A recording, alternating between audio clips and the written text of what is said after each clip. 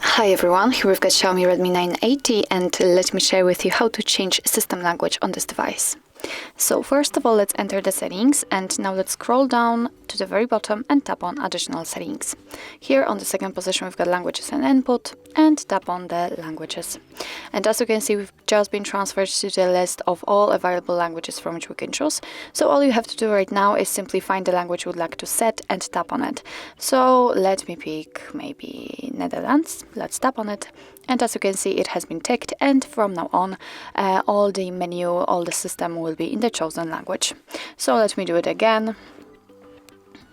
Let's find the language you would like to set, English in my case.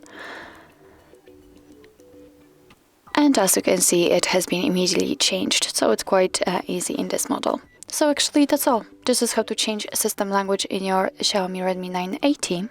Thank you so much for watching. I hope that this video was helpful, and if it was, please hit the subscribe button and leave the thumbs up.